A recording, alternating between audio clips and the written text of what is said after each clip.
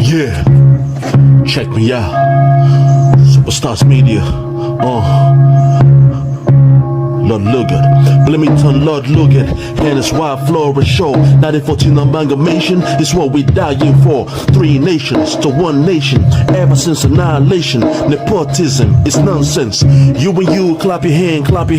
Biafra gonna come, clap your hands. Biafra, Oduduwa, we're free now. Freedom is gonna come, we're free now. Yeah.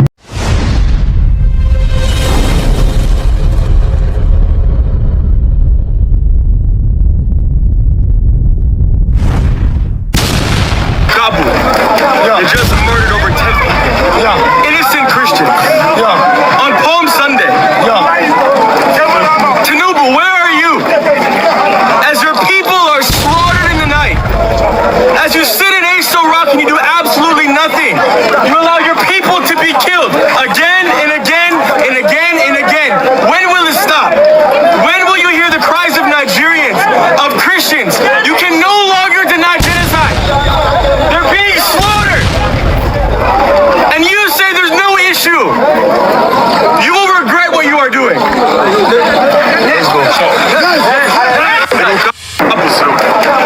Back. My people, now how on a day today. I want to say good morning, good afternoon, good evening, good night, depending from where you listen to the sound of my voice. This is the Biafra Superstars Media, and I'm holding it down. I say, may God bless Biafra, and may God bless His Excellency Oyendumazan Namdekano. May God bless, may God bless, may God bless, may God bless His Excellency, the Prime Minister of Biafra, USB, His Excellency, ESN, Ekpa, Simon and Joko.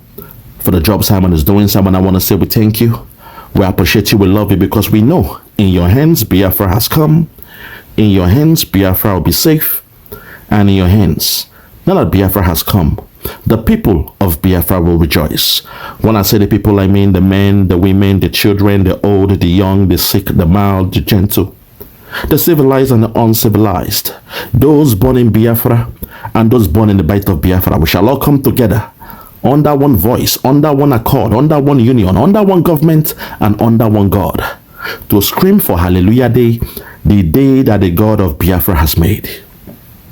My fellow Biafrans, it is sad that this keeps on occurring, and at a time like this, our very good friend here, he's on the crime scene giving you first-hand information, but somehow your Nigerian media, your Yoruba media, your satanic media, they have refused to cover such happening in the Middle Belt. Even the ones happening in Biafra land, done by the Nigerian military, they don't talk about it. This one is done by the terrorists in Nigeria, and they shy from it. But when the Nigerian military, who we now know are Fulani, that has been integrated into the Nigerian military, do what they do in Biafra land, all you hear is silence from the Nigerian satanic Gota media. A devilish enterprise controlled by the Caliphate of Nigeria. Today, I want to call out on Congressman Riley Moores and say, what the hell is going on in the name of God? What are you doing? Why are you making the same mistakes over and over and over and over again? Why do you believe in Nigeria? Why do you believe that somehow that satanic country called Nigeria, Islamic country called Nigeria, will somehow work with you? They are working against you. They are playing games. Their end game is to find a way to delay Donald Trump in a way that 3 years will pass. And before you know it, perhaps a Democrat will become president, and they will go back to the narrative and blame it on climate change, blame what is happening in the Middle Belt as a case of farmers and headers. Today, our good brother is on the crime scene, crying, speaking, advocating, calling it how it is, speaking to the power, saying it is the Tinubu government. Where the hell is Tinubu when the people perish?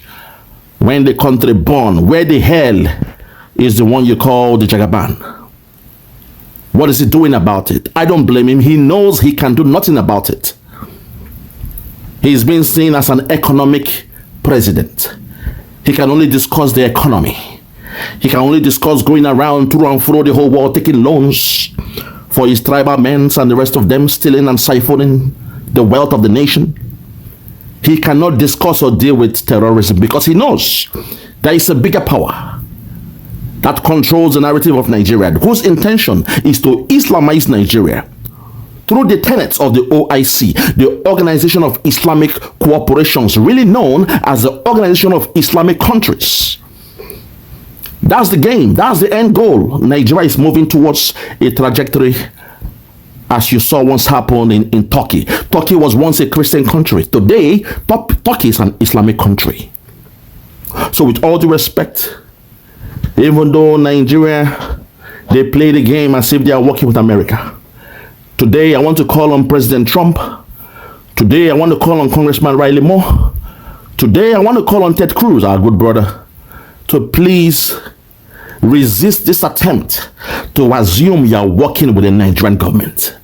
Resist this attempt, this temptation for you to assume that you have a collaboration with the Nigerian government.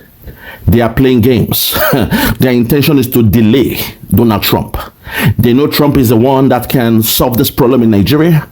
So they have come with this guys, with the master plan to assume and pretend, to cajole you all, to pretend as if they are working with you, but technically they are just delaying time.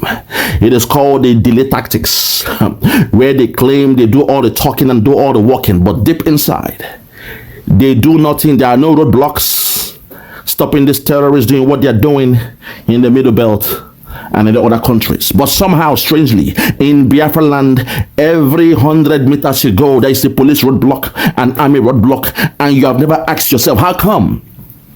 How come that the Biafrans, you know, we are freedom fighters, we ain't terrorists, but somehow the presence of the Nigerian military can be felt in Biafra land. But those areas where there are terrorism happening, genocide of Christians happening, it's always a last-minute attempt. When the havoc is done and they have left, that's when the Nigerian government comes around with their military and they tell you to pray to God, all will be well. Today, I will speak to Congressman Riley Moore in a language very, very firm and thorough, even though I love him so much. But I will have to speak to him in a very thorough way because I'm not happy with what is happening to my people in Middle Belt. Yes, we know the history. That during the Biafran war, the soldiers from the Middle Belt, they joined the Fulani to come to kill us. But we are a forgiving people. We don't throw away the baby with the bathwater. And because of that, we are going to work with our brothers in the Middle Belt to solve this problem once and for all. Nigerian government knows that the Biafrans, we are not scared of the terrorists. Even the terrorists know they dare not come to the territory of Biafra. So the Nigerian government came with a plan, a ploy, a device of coming with the terrorists dressed up in Nigerian military, in Nigerian police uniforms. They bring them and they back them with their arms, ammunitions, and weaponry to come and kill the voluntary forces in Biafra land, chasing away the terrorists. And somehow they turned around and they named the Biafrans as the terrorists. While those, the real terrorists doing the killing, they have called them the prodigal sons. They've called them their brothers. They've called them their freedom fighters. They've called them their friends. They've come with a way to reintegrate them. They've come with a policy. Your national security advisor came with a policy known as the cheese policy. I tagged it the cheese approach policy, where they feed the terrorists, they fund the terrorists, and they pay the terrorists every month. This is happening in Nigeria. So I ask myself, what the hell in the name of God is our brother Congressman Riley Man doing? Let us hear this video and I will speak to Congressman Riley Moore in a language he will understand. I love him so much, but I'll be firm this time with him. I may have to pull him by the collar to remind him that Nigeria cannot be trusted. That satanic country called Nigeria cannot be trusted. Let us hear this video one more time and I'll come back to speak to Congressman Riley Moore. At this point, my people, let us see what Congressman Riley Moore is saying about this issue. These killings that happen in JOS. You all know Congressman Riley Moore is a man I love, a man I appreciate, a man I adore, a man I call a brother in Christ.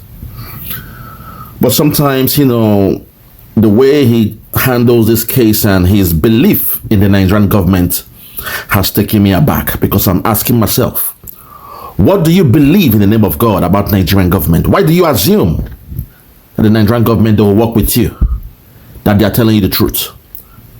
A government that for 16 years they hid the killings, the genocide of happening to Christians in Nigeria. They hid the killings of women. They hid the blasphemy, all the rest happening in Nigeria, and the massacre of Biafrans in Biafra land. For 16 years, they said there was no Christian genocide. For 16 years, they lied that there was no Islamization agenda. For 16 years, the Nigerian media were barred by the Nigerian government never to speak about the terrorism happening in Nigeria, never to call the terrorists for who they are. They were instructed by the Nigerian government to call them bandits, farmers and herders clash, and criminals. Never to use the T word, terrorist, on them. Hence, for 16 years, they evaded the EU, they evaded the UN, ICC, and the rest of them. For 16 years, the Nigerian government did this. So why, in the name of God, do you, Congressman RELlGlOUS, believe in Nigerian government? It baffles me. I'm taken aback. I'm not happy by your strict view that you believe in the Nigerian government. You are working with them. You are doing partnership with a terrorist empathizer. We all know that Nigeria, they condone this nonsense.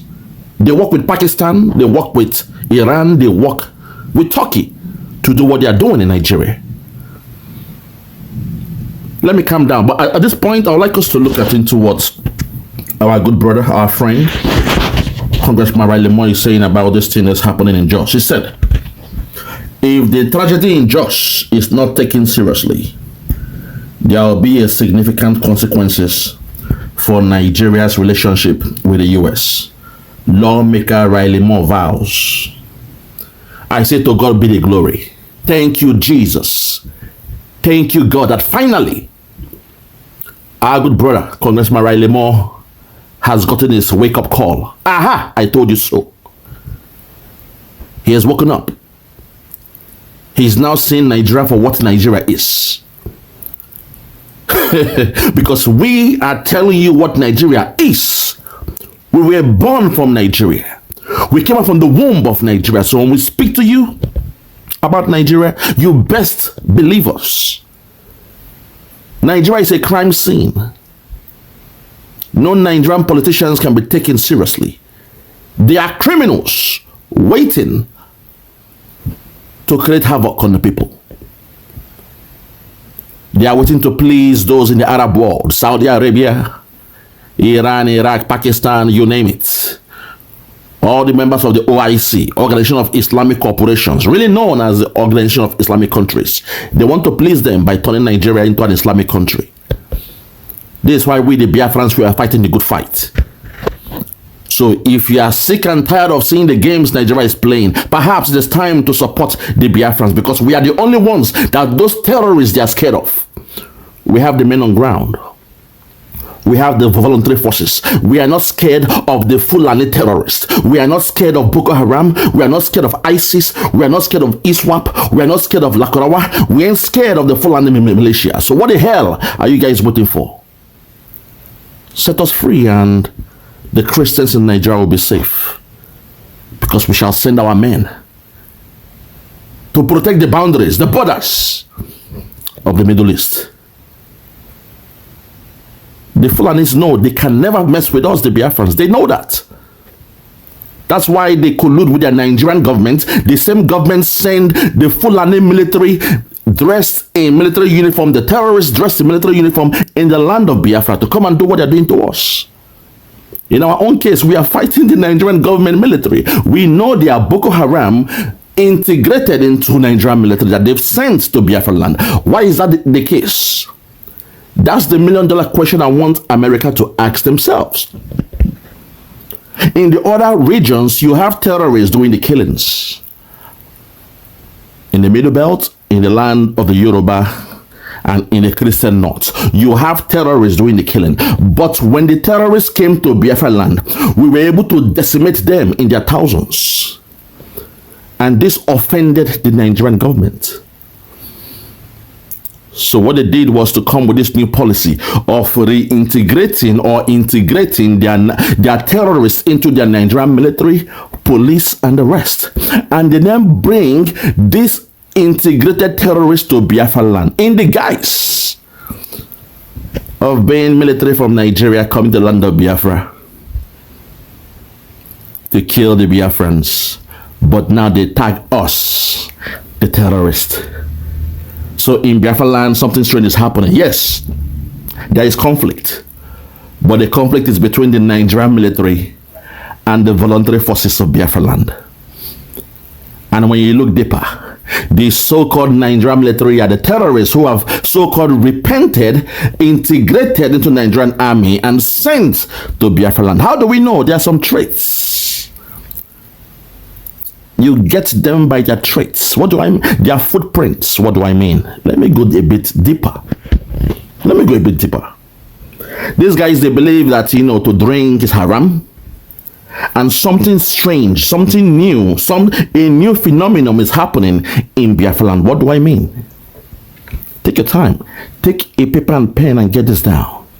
Whenever these so-called strange Nigerian soldiers who are a bit peculiar come to Biafra land, when they seek the commanders of the Biafran Liberation Army, when they don't find them, but they see some young boys drinking in a bar, in a restaurant, drinking alcohol, spirits, see some girls dressed loose in the bar, drinking alcohol and spirits, suddenly these soldiers burn down the whole restaurant.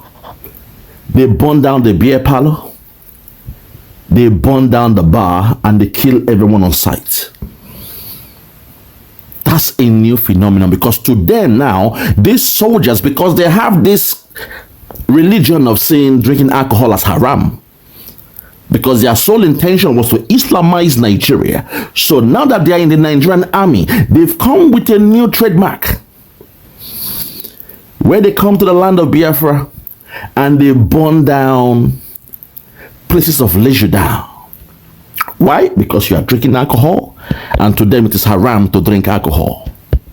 Also, there is this new trend of burning down houses, the same way they burn down churches in the Middle Belt. When they come to Biafra land, when they don't find who they are looking for, they burn down the houses of those owners. They burn down the communities. They burn down the villages. They burn down shrines. There is something new happening in Biafra land.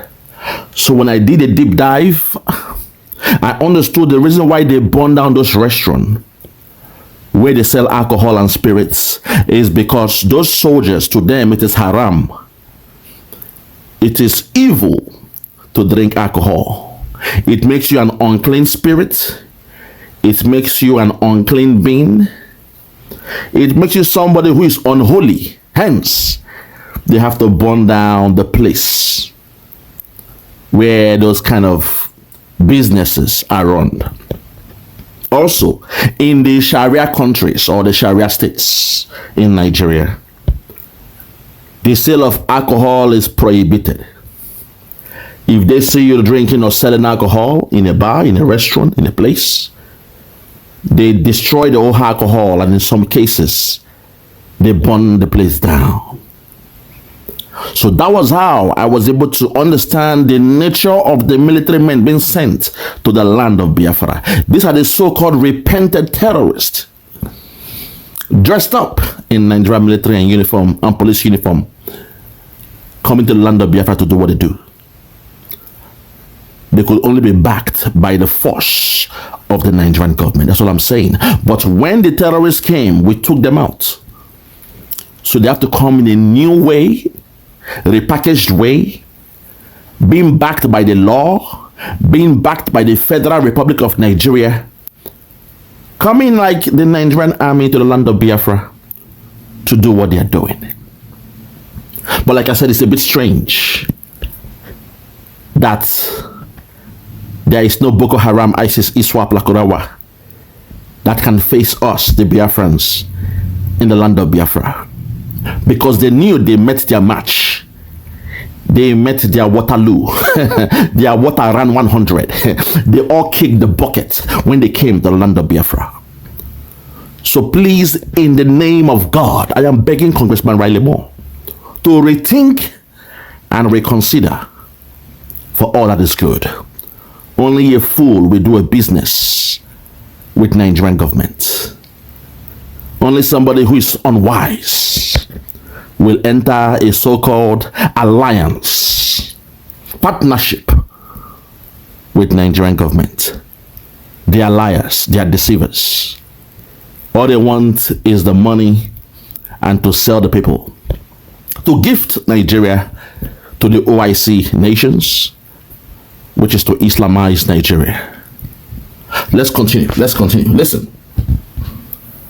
He said, on this Palm Sunday, reports from Nigeria indicates that at least 10 Christians were martyred in the city of JOS.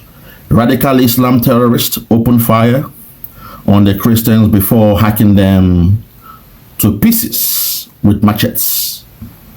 This is sickening and unacceptable, but it's not surprising. These radical followers, or this strategy follows the pattern of radical Islamic terrorists massacring Christians on holy days. In fact, the terrorists have attacked Christians in Nigeria on every single holy day in recent memory, except for the last Christmas when President Trump sent 12 Tomahawk cruise missiles to stop them. Abuja knows this pattern, and they must massively ramp up security for the Trodom and Easter. This is where you keep on making the mistake. Whenever you mention Abuja, it means you are mentioning Nigerian government, Asorok, and the rest of them. This is where you keep on making the same mistake, Congressman RELlGlOUS. I'm a man that don't tell lies. I have to tell you the truth. This is where you make the same mistake. After you've said everything that makes sense, you then follow in your last sentence. You said Abuja knows the pattern, knows this pattern, and they must massively ramp up security. That's very, very, bemusing and funny. To assume the Nigerian government in Abuja will turn around and do what is right. For 16 years, they turned a blind eye. I repeat, for 16 bloody years, the Nigerian Sharia country and their government turned a blind eye to the people of God. We're being killed, we're being massacred, Christians were being killed, and they said to the Nigerian media never to report it as a genocide or terrorism. Never in their life. So why are you still calling Nigerian government? What do you expect them to do? What do you expect them to do in the name of God? It's a bit confusing, when you keep on referring to Nigerian government to do what is right. It's a bit confusing. Finally, he said, they don't take this threat seriously and mobilize to defend our brothers and sisters in Christ. Blood of these martyrs will be on their hands, and there will be significant consequences for Nigeria's relationship with the United States. That's something I'll welcome. That's something I'll see as a new development. All we are saying is, please do what is right. If you love the Christians, then come and support the Biafrans to gain their independence and implement Biafra in Biafra land. Then we already have the standing army on ground to go into those places and protect the Christians living in the Middle Belt. You don't need no foot on ground when it comes to the American soldiers. We have this covered. Nigeria knows this. That's why they keep on tagging us as terrorists. They know we are freedom fighters, but somehow they have colluded with other tribes to tag us as terrorists. But today, the chicken has come home to roost, because to call a spade, the other tribes who were supporting the Nigerian government all these years For the past 16 years, the other tribes, they were so scared of the bully known as the Nigerian government. Hence, they colluded with Nigerian government. And they tagged those terrorists for 16 years. But today, the chicken has come home to roost. Those who were hanging around doing deals, partnership with the Nigerian government, with the caliphate, to today, the invisible hand of the Nigerian government has been revealed. And now the terrorists are now in those communities, those regions, those states who somehow colluded with Nigerian government. I understand they're a bit scared, they are cowards, but being a coward doesn't mean you point on an innocent person who was never the problem but the problem solver. We the Biafrans, from day one, we saw this problem, we knew it. But Britain, Nigeria, and the world gave us a deaf ear. We even told the other tribes in Nigeria, the enemies were coming to Islamize them. They are coming, they are coming, they are coming. That was the gospel of Nnamdi Kanu since 2012. But somehow, because the other tribes, they were scared of the caliphate, they turned around and they formed an alliance with the caliphate to blame we the Biafrans. They said, oh no, the Biafrans were liars, we are pretenders, nobody was coming, we are mediocres, we are the problem of Nigeria, that to make peace they must find a way to kill all the freedom fighters in Biafra land. And one after the other, they all backed the Nigerian government to send in their military into Biafra land to kill, decimate, and destroy, compromise we the Biafrans for speaking out the truth. But today, the chicken has come home to roost. Just like Malcolm X said in America, the chicken has come home to roost in Nigeria. But we the Biafrans, being good people, we are a brother's keeper. We cannot turn a blind eye when our brothers, our neighbors are in need. Even though our prophets like Nnamdi Kanu, Simon Ekpa, and the rest won them, even though Ojukwu won them way back in 1966, before the advent of the Biafran War that lasted for 3 years, even though he told them what was to come, till this day they blamed Ojukwu as the problem. But today he has been vindicated. I may have to make a video on Ojukwu, how everything he said has come to pass. He was a great man. What he saw, watching from his stool, the other tribes in Nigeria could not see from the mountaintop. He saw this coming. He warned Yakubu Gowon, the one they called Jack. He warned him that this was coming. But somehow, Yakubu Gowon, being from Plateau State, he was so happy to do the deeds of the caliphate that he came to kill 7 million Biafrans, starved over 3 million children in Biafra land. He gave us sickness, kwashoko, illness, to keep Nigeria one. But today, his own land, his own village, his own community, they are being massacred like chicken by the same Nigerian government and the Fulani oligarch that he went to war for. But we the Biafrans, we are good people. We are not here to throw away the baby and the bathwater. Hence, we are saying the only way to save these guys, if America does not want to have the boots on ground to do the job, then we the Biafrans, we have the people, we have the manpower, we have the resource, we have the ability, the capability and capacity, Lord have mercy, to deal with these terrorists in Nigeria. All we have to do is, we need the recognition of America. Recognize Biafra, and the problem in the Middle East will come to an end. They know this. Nigeria knows this. That's why they find any means they can to destroy and sabotage the people of God. My people, I'll leave it here. I'll leave it here. I don't want to go much further. All I'm saying is this: an open message to my friend, a brother in Christ, a man I love, a man I appreciate, a man I respect, our good brother, Congressman RELlGlOUS. Make haste while the sun shines.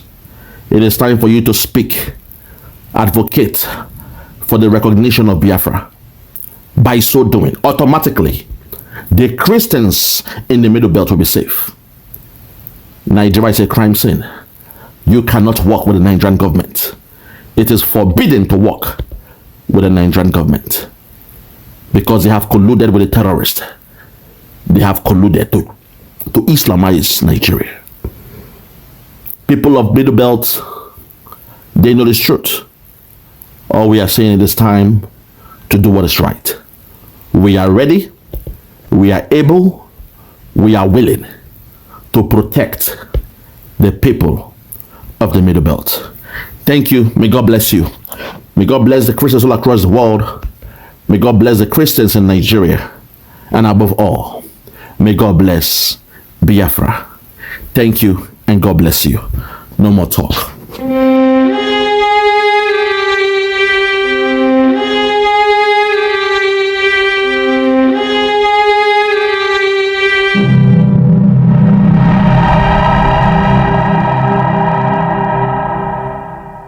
People know how on that day. I want to say good morning, good afternoon, good evening, good night, depending on when you're listening to the sound of my voice. This is the Biafra Superstars Media. My people, I say sometimes in this life, you must follow the trail. Do an audit trail. This girl you are seeing here again, she's back. She is the international influencer that the Tinubu government, they hired. I came in the public and I exposed her way back, way ahead, because I knew from what she was saying back then, she couldn't be trusted. She was there doing the deeds of the Nigerian government. She's part of the so-called ambassadors paid to be part of what they call the Visit Nigeria project in Nigeria. She was in Aso Rock. She enjoyed the best of life. She lived in a 7-star hotel. Something most of you that believe you are a Nigerian will never taste or smell in that so-called Nigeria. Today, she is saying, yes, she believes in what is happening when it comes to the deportation of the so-called Nigerians from Britain. So I present to you her perspective. She's been paid by the Nigerian government to come with this so-called analysis to fool and bamboozle those that believe in Nigeria. Today, I am calling out on the one they call Rufai Oseni. Take your chair and sit down. Grab a paper and pen and watch what your Tinubu government is doing with your Nigerian money. Watch what she said, and I'll come back. You ready to talk about the deportation deal between Nigeria and the UK? Because there seems to be a lot of noise and not a lot of clarity. So let's break this down properly, right? Based on what's been publicly released so far. Listen. Here's what it's not. This is not the UK sending random migrants to Nigeria. This is not a third country deal, which would mean that the UK is not sending people from other countries to Nigeria to process or settle them there. This is about Nigerians who do not have the legal right to remain in the UK. So if your visa has expired, or your asylum claim has been rejected, or if you committed certain offences, then you could be returned. And that's kind of standard globally. It's nothing really new here, right? What has changed is speed. The UK has struggled to deport people because of identity checks and the fact that they take time. Nigeria is now accepting UK-issued letters in some cases, which means removals can happen a bit faster. But this does not mean mass deportations overnight, right? Sounds way scarier than it is, right? We're talking roughly 2,000 people in the immediate pipeline based on reported figures. So this is acceleration, not something entirely new. Now, why would Nigeria agree to this? Well, there are 3 ways this works, if done properly. First, control. It creates a more structured and coordinated return process, instead of people being sent back with little oversight. And then second, leverage. This sits inside a wider UK-Nigeria relationship. So if Nigeria is helping solve a political problem for the UK, it should be getting value in return, right? Like better visa access and real mobility for Nigerians when they come to the UK. Okay. Third, economic. But only if reintegration is real. On paper, there is support like accommodation, small financial help, training and business support. But the way it's written suggests that much of this is not legally guaranteed, which means it depends on how it's actually funded and delivered. And that's the real issue, because if that support is weak, then Nigeria ends up carrying the pressure, while the UK gets the political win of faster deportations. Because for a lot of people, this isn't policy. This is actually their lives, their family, their future. Now, let's be balanced, right? This targets people without legal status. But edge cases exist, and critics are already raising concerns that speeding this up and relying on UK-issued identity letters could create pressure on due process, especially for people who have built lives in the UK.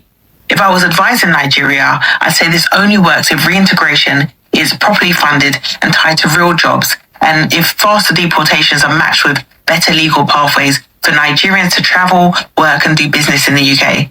So the real question is not whether or not this is a good deal or a bad one. The real question is did Nigeria negotiate enough to make this work in its favour? Or did the deal mainly work for the UK? Let's talk. Hold it back there. Hold it back. Hold it there for me, please. You see, there's a problem. All this sweet talk. She's talking the good talk. And some of you, just like your pastors, your 419 pastors, they bamboozle you with words. You fall for it, you smile, you feel good, not knowing she's being paid to talk this nonsense. The Tinubu government, a few months ago, they were asking for the social media influencers to help to speak on the so-called taxation policy of the Tinubu government. But till this day, they've not been asked to carry out any task. They are waiting for the election time. That's when they will use them. And now she is here to clean up the image of the Tinubu government for those in the Western world. Look at what she's talking about.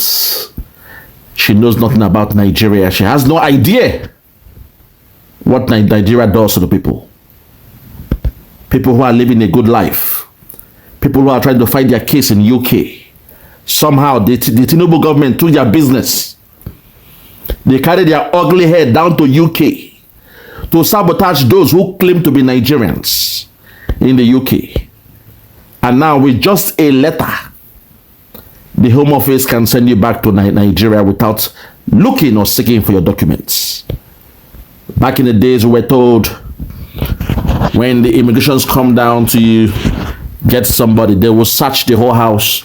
They will turn the house upside down looking for an ID card, a document that links you with your country of abode. For example, they'll be looking for your Nigerian passport. If they can find it, then they now have the opportunity to send you back to Nigeria. It means you won't have the chance to fight for your case. It's all about having the opportunity, the time to fight your case in Britain. But with this nonsense that the Tinubu government has done, you won't have the time to even discuss your circumstance, a change of your circumstance. Yes, you came to visit in the UK, but there is a change in your circumstance. Your parents have been killed by the Fulani terrorists in Nigeria. The government, they're after you. They're after your family. Because of that, you are not safe to go back to Nigeria. There is a change of circumstance which makes you want to stay in the UK. But now, with this nonsense that the Tinubu government has done, if you like claim you have a change, you won't have time to go to court to have those discussions. Change or no change. All the immigration officer has to do is grab a paper and pen, write down a letter, and say in the name of the king, in the name of UK government, we are sending this man back, this woman back to Nigeria, because they have overstayed their visa. And just like that, in a snap of a finger, you will find yourself in Murtala Airport in Lagos, and the rest is history, where your satanic criminal Nigerian government will be waiting for you to take you out, lock you up, steal the remaining money that you had in your pocket, and kick you out like a destitute in that so-called Nigeria. But unfortunately, a lady like this who doesn't understand Nigeria, if you ask her the various major tribes in Nigeria, she wouldn't know. If you ask her about the Biafran war, tell me what you know about Biafra, she will tell you nothing about it. But she's here advocating, saying how positive what the Tinubu government has done in UK could be. for Nigerians in the UK. This is the problem I have. You guys don't see these things. I see what your government in Nigeria is doing. They pay every Tom, Dick, and Harry. And they pretend, yes, you have a contract to clean the image of Nigeria. So at this point, let us break down what this nonsense girl said here. I will not insult her, but the nonsense she said in this video. Let's break it down. Listen. Talk about the deportation deal between Nigeria and the UK, because there seems to be a lot of noise and not a lot of clarity. So let's break this down properly, right? Based on what's been publicly released so far. She said there seems to be a lot of noise about this deportation agreement between Nigeria and UK. A lot of noise, that's what she calls it. She's not a stakeholder. All she's after is the money that was paid to her by the Nigerian government. And now she's speaking, calling it noise. People are complaining about what the Tinubu government has done to their life in the UK. But she's here, she's calling it noise. There seems to be some noise about that policy. Let's continue. Listen. Here's what it's not. This is not the UK sending random migrants to Nigeria. This is not a third country deal, which would mean that the UK is not sending people from other countries to Nigeria to process or settle them there. This is about Nigerians who do not have the legal right to remain in the UK. So if your visa has expired, or your asylum claim has been rejected, or if you committed certain offences, then you could be returned. You don't have the right to return somebody that way without due process. That's something the UK government they've been running away from. One of the main reasons why they left the EU was to break away from the EU courts that hold the UK government to account, that hold the Home Office to account, that they must follow due process. When someone is in the UK illegally and they have a right to break their visa rules or whatever, you must give them the due process to hear from them. But I'm telling you, young woman, with this so-called stupid agreement signed by the Tinubu government, it means that process is now gone. The process is now gone.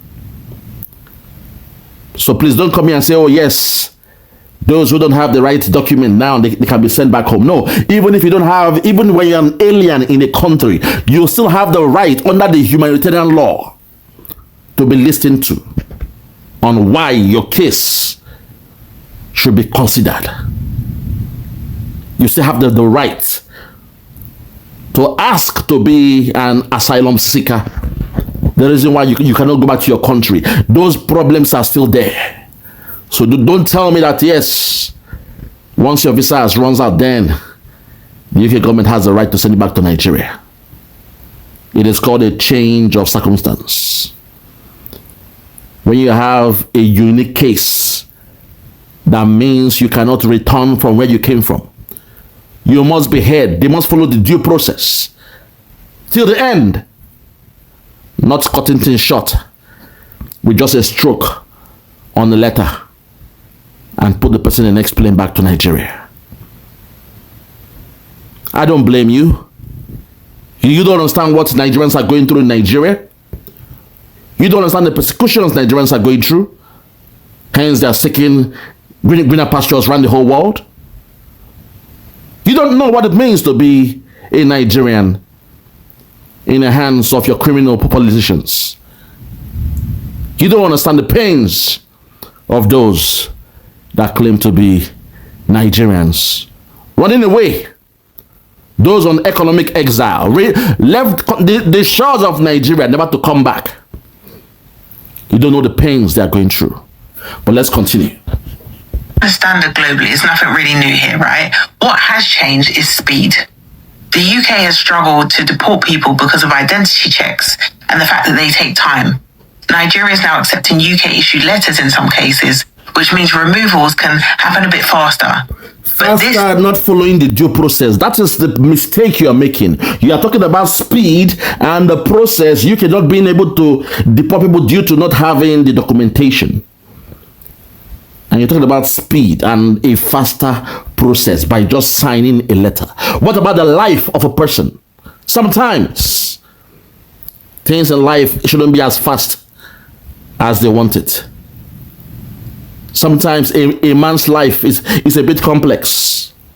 The nature of their life, their circumstance might be a bit complex. You must take time, going the extra mile to make sure, taking some baby steps to make sure that when you reach a decision and conclusion of that person's immigration status or application, you are being just, fair, and truthful throughout the whole process. There must be transparency, honesty, and accountability.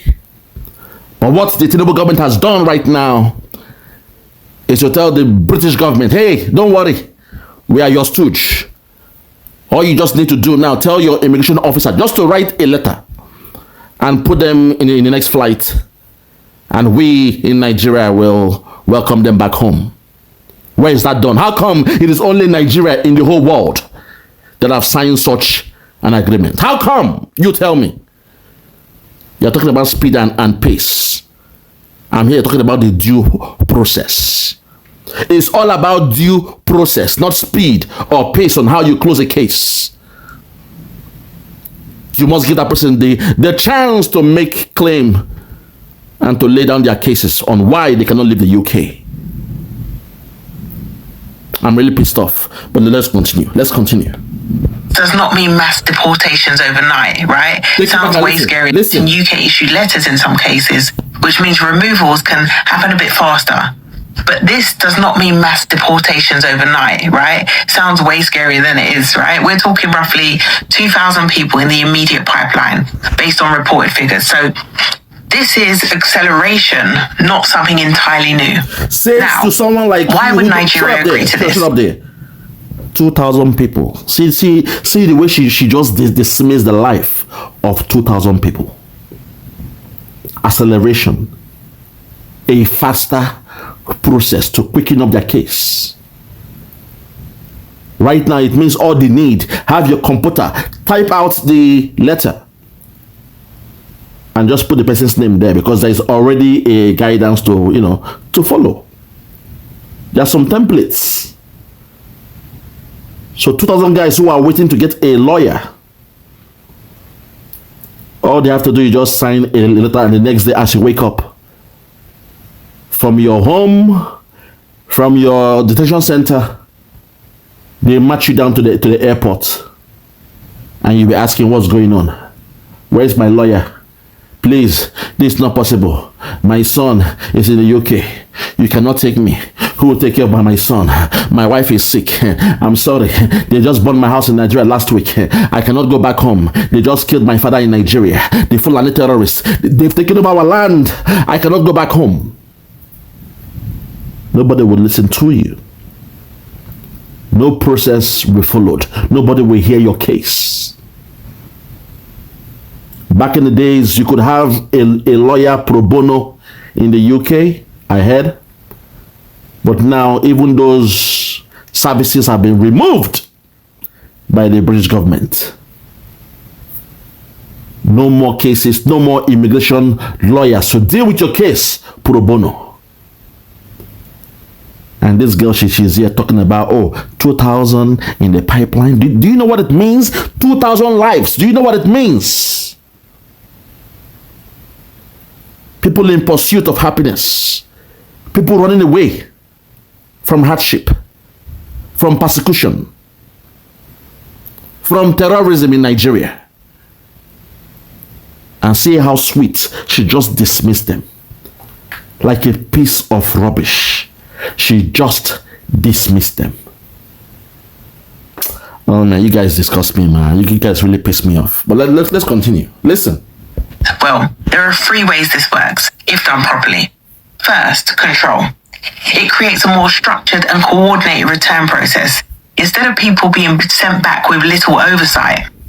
And then second, leverage. This sits inside a wider UK-Nigeria relationship. So if Nigeria is helping solve a political problem for the UK, it should be getting value in return, right? What value of return are you talking about then? Name one of the value of returns that was held in the so-called agreement between the Nigerian government and Britain. Name me one. Mention one, just one value of return that you had This was the UK immigration system calling the president of Nigeria down to Britain, and they shoved it down his throat. A policy where he has to accept letters, handwritten letters by immigration officers. So what are you talking about here? What are you talking about here, man, my dear? Leverage. What leverage are you talking about? Between a slave master and a country that was colonized by the slave master. What leverage are you speaking about? Let's continue. Visa access and real mobility for Nigerians when they come to the UK. Third, economic, but only if reintegration is real. On paper, there is support like accommodation, small financial help, training and business support. You must be a joker. You're a clown. You're a clown to talk about reintegration, small business support, financial support. You must be a clown. If you think Nigeria will give you that, then you must be a phony and a clown. This is the problem. These people just talk the talk. Reintegration. Even the Biafran, since the Biafran war, we have not been reintegrated to Nigeria. You guys, oh Lord have mercy. That's a problem. I went to a platform. Nigerians were praising that. Oh, God bless you. You have cleared the air now. We are happy now. God bless you. God bless you, our sister. God bless you. You are a Nigerian wife. You must you must become a Nigerian. God bless you. God bless you. The deaf, the dumb, and the blind. When someone speaks the sweet tongue and they feel good about it, they are ready to worship her like Mary. Mary is my mother too. Holy Mary, Mother of God. Lady in blue, I love you. Holy Mary, Mother of God. Mary is my mother too. Give those Nigerian people the chance. They will worship this idiot here as Mary. You guys. Let's go to our platform. They were praising her because they are naive.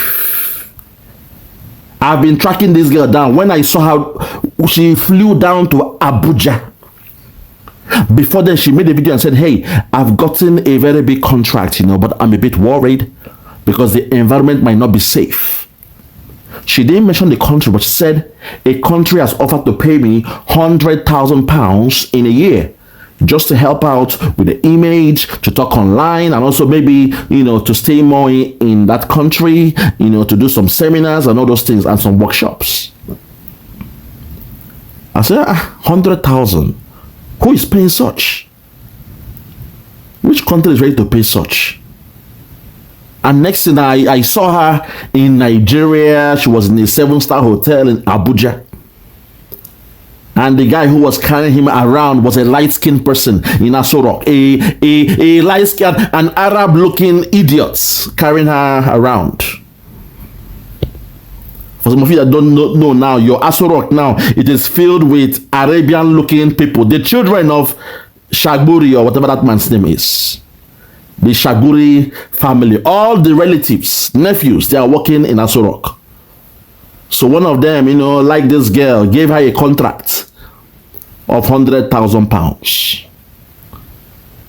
And now she's now one of those, the patrons of Visit Nigeria. So her own job role is to come and paint the image of Nigeria on social media. And she was in a 7-star hotel in Nigeria, in Abuja, enjoying the best of life.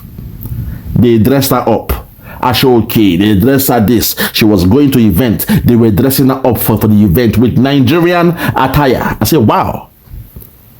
So a foreigner can enjoy this kind of life, while those who claim to be Nigerians, they ain't given this kind of opportunities. And then I did the next video. She is now going hardcore. Any policy, she comes out to support the policy. The taxation, the fraudulent taxation policy of Tinubu. She came out and she was saying why it was a very good thing. So I kept my eyes on this girl. I said, okay, let me see what they're up to. Because what they want to do now, 2027 election, they will use her again. She will come and tell you the reason why you should vote for the Jagaban and the rest of them. For those of you who believe in Nigeria. And for the rest, the local ones in Nigeria, they told you, hey, go and fill this form to become a tax expert. We shall train you on what to discuss when it comes to taxation policy in Nigeria. You'll be paid some money, but you need to go for some training. But in this girl's case, she's doing no training. They've paid her up front. And she flies through and through business class to Nigeria. Go to our platform. When you see the way she looks in Nigeria, the atmosphere, the background, the scenery, you say, is Nigeria heaven or what? No. They have the best of life. Their friends, their girlfriends, their concubines that come around, they have the best of life, the best taste of Nigeria. But those who claim to be Nigerians, the indigenes, that is, are the ones going through hardship, poverty, and squalor. You guys don't know what's happening. You guys don't know what your Nigerian government is doing to you guys. This girl you're saying, she's having the best of life in Nigeria. A 7-star hotel. I repeat, she was kept, hosted in a 7-star hotel in Nigeria. Why? Because she's just here, she's talking the talk. She has a pancake face. A fine pancake face. And somehow, one of the children of the Shagburi gave her a contract to talk about Nigeria, talk something nice about Nigeria. And the Nigerians now, they're on a page, they are praising her. God bless you, you're our darling, you're our star, we love you, you must have a Nigerian name, no, we believe you. Can you imagine this nonsense? Please, let's continue, I beg. But the way it's written suggests that much of this is not legally guaranteed, which means it depends on how it's actually funded and delivered. Not legally guaranteed, but that you're saying, how is it funded and delivered? You know, in Nigeria, everything is a lie. You know, in Nigeria, everything is a lie. Your experience of Nigeria might be different. I don't blame you. From the outside, things might be looking good.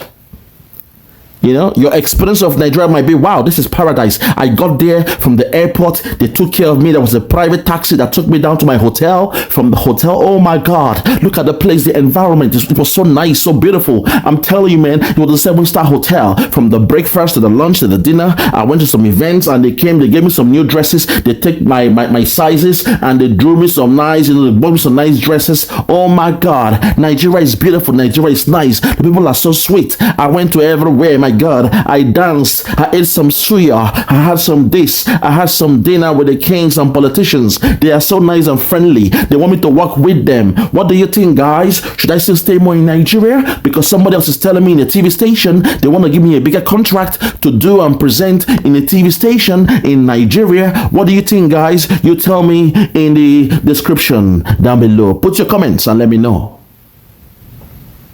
This is what she was saying in that video.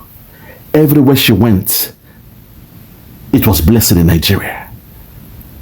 Some dirty men that want to be under her skirt, they were blessing her. Hey, please, how you doing now? Okay, please, my TV station, we need your service. What do you think? Yes, if you work for us, yes, please, perhaps, maybe once in 3 months, you can come to Nigeria, I have a nice hotel, you can stay for free and just do some presentation, you're a beautiful girl, yeah, you're a beautiful girl. This is my number, think about it, If you're ready, just let me know. Those dirty men. And to her now, she thinks that is the picture of Nigeria. A beautiful place. A land filled with opportunities. I have a contract. They are paying me £100,000. And these new guys in this TV station, they want to double it. But I'm thinking about it. What do you think, guys? I just can't leave the UK and move back to Nigeria and stay for that long. But what do you think? Should I take it? Drop your comments. And I'll consider. So to her, she's living the best of life. Her experience of Nigeria means it's paradise. But those of you who really live in Nigeria, you are crying, Ebing Pawa, we are hungry, Ebing Pawa. Ebing Pain. God have mercy. You guys disgust me. Nigeria, you disgust me, man. You Nigerians, you are deaf, you are dumb, you are blind. You went to our page and you are praising her. That was why I was angry to do this video. You were praising her. God bless you, sister. Oh my God, my sister Charlie, we love you. We love you. Please come again to Nigeria. Come and stay in Nigeria. We love you so much. You must be. Can you imagine that? Let's digress and continue, I beg. It's a real issue, because if that support is weak, then Nigeria ends up carrying the pressure while the UK gets the political win of faster deportations. Because for a lot of people, this isn't policy. This is actually their lives, their family, their future. Now, let's be balanced, right? This targets people without legal status. But edge cases exist, and critics are already raising concerns that speeding this up and relying on UK-issued identity letters could create pressure on due process, especially for people who have built lives in the UK. If I was advising Nigeria, I'd say this only works if reintegration is properly funded and tied to real jobs, and if faster deportations are matched with better legal pathways for Nigerians to travel, work, and do business in the UK. So the real question is not whether or not this is a good deal or a bad one. The real question is did Nigeria negotiate enough to make this work in its favour? Or did the deal mainly work for the UK? Let's talk. Hold it there, I beg. No time to talk shit. That's the problem, my people. I'll leave it there, because sometimes, you know, they talk the good talk. That's my anger with people like this. They want to put on the camera and the mic and just talk what they don't understand. They talk the good talk. I remember some years ago, I was doing this history class in one of the, you know, in one of these business courses, and this guy was discussing Ogoniland and the death of Ken Saro-Wiwa. And the story he was giving, the narrative wasn't what it should look like or sound like. People like us that were based in that during that time, we have a first-hand account of how things happened. But this man was there, you know, this white man was just talking about, you know, yes, it was all about the oil. They were saying the standard of the oil was not good enough. There was not much job.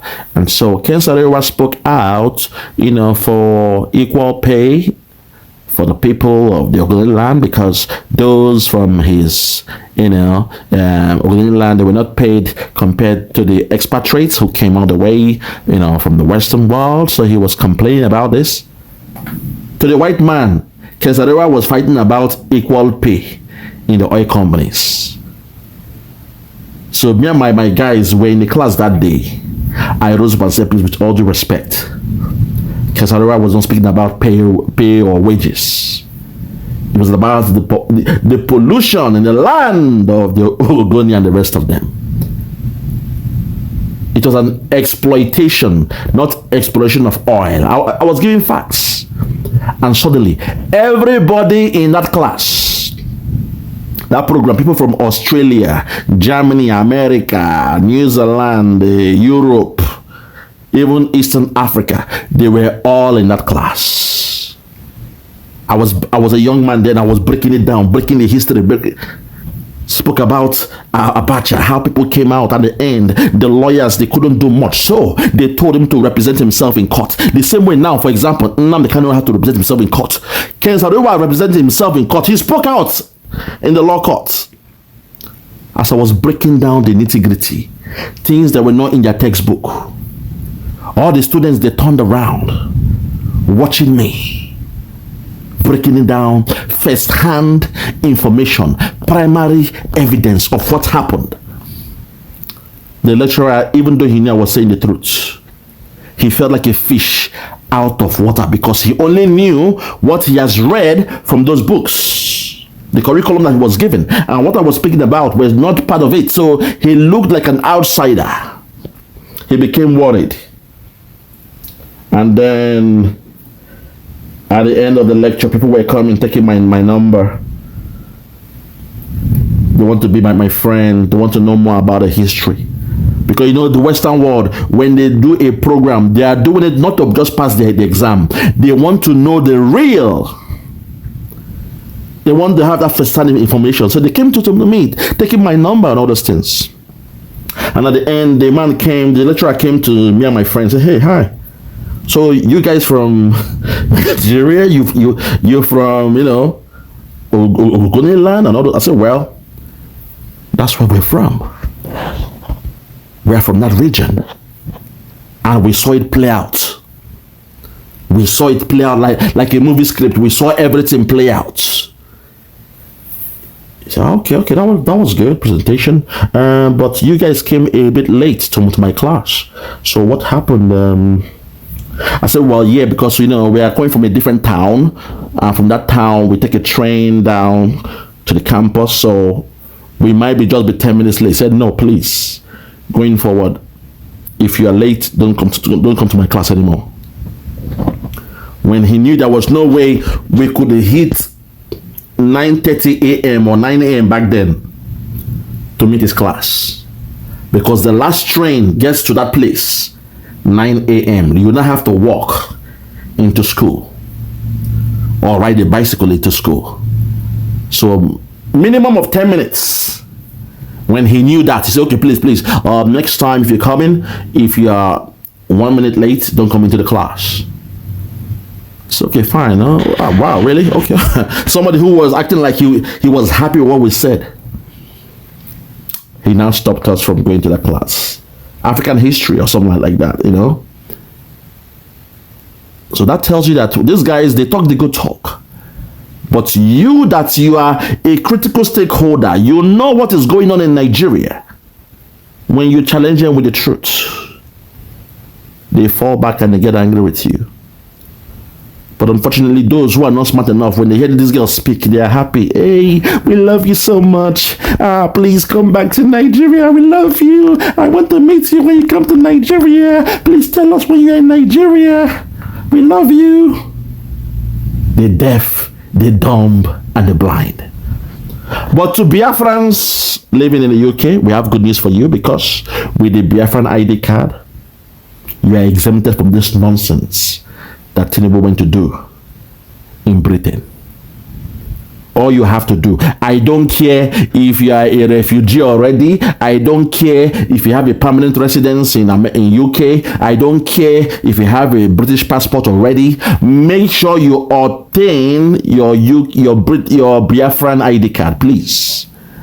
Go and obtain your Biafran ID card, because one day you might need it. Because the trajectory of Britain, they have seen what America did.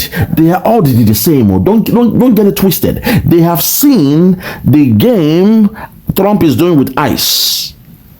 Where if you like have a green card, they send you back. If you like have a permanent residence in the UK, very, very soon, the law is coming, because they know they made a mistake with Sharia in the UK. Islam has taken over the UK, so they want to change things. They want to find a way to strong arm the Muslims, to make them to become more obedient and more subtle. Because the Muslims now around the whole world, in Europe as well, they are coming out and they are very, very big. In fact, they are being more boastful.